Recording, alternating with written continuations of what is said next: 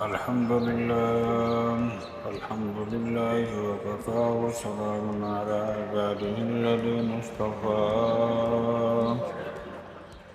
أما بعد فأعوذ بالله من الشيطان الرجيم بسم الله الرحمن الرحيم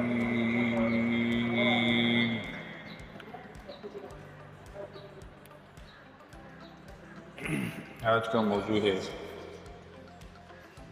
کیا عورتوں کے پیچھے نماز پڑھنا جائز ہے؟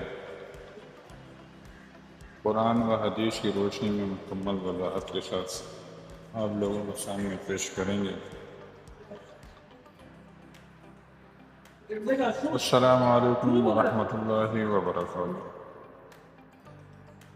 آج ہم ایک اہم سوال کا جواب قرآن اور سنت کی روشنی میں تلاش کریں گے۔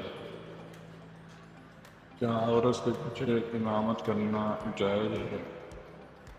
قرآن سے عمومی رہن۔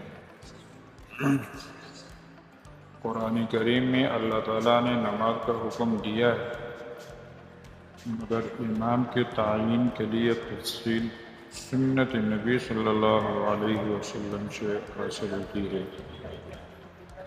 اللہ تعالیٰ فرماتے ہیں وَأَقِيمُوا الصَّلَاةَ وَآتُوا الزَّكَاةَ وَارْكَعُوا مَعَ الرَّاكِعِينَ۔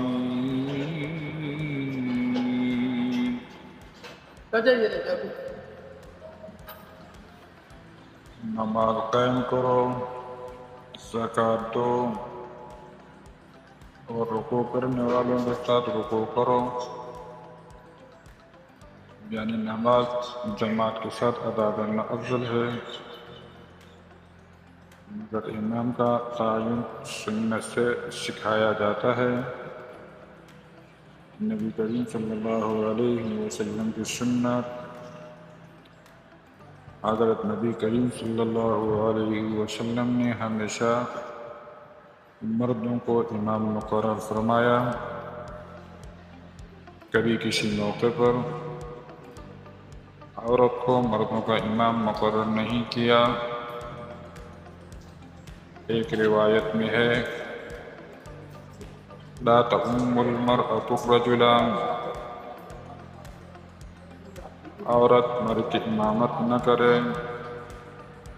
اس حدیث سے صاف ظاہر ہوتا ہے کہ عورت مرد کی امامت نہیں کر سکتی۔ عورت کن لوگوں کی امامت کر سکتی ہے؟ عورت عورتوں کی امامت کر سکتی ہے، اس کی اجازت حدیث سے ثابت ہے۔ حضرت عائشہ صدیقہ رضی اللہ تعالی عنہا عورتوں کی امامت کرواتی تھی، مطلب عورتوں کی امامت کر سکتی ہے لیکن مردوں کی امامت نہیں۔ مرد کا عورت کے پیچھے نماز پڑھنا بھی جائز نہیں، اس پر تمام ائمہ فقہا کا اتفاق ہے۔ عورت اگر امام ہو اور مرد مقتدی ہو تو یہ نماز درست نہیں ہے۔ امام ابن قدامہ رضی اللہ تعالی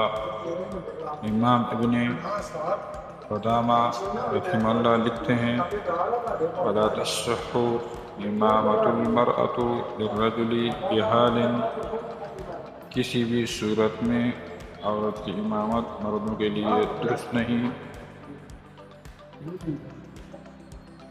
حکمت اور شرعی حکمت عملی، اسلام میں امامت صرف عبادت نہیں بلکہ قیادت کا منصب ہے، اس لیے امام میں قیادت طاقت کا کرنے کی صلاحیت ضروری ہے جو عمومی طور پر مردوں میں رکھی گئی ہے۔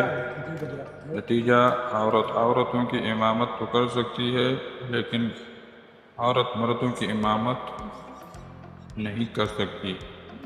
اگر کوئی مرد عورت کے پیچھے نماز پڑھے تو نماز باطل ہو جائے گی۔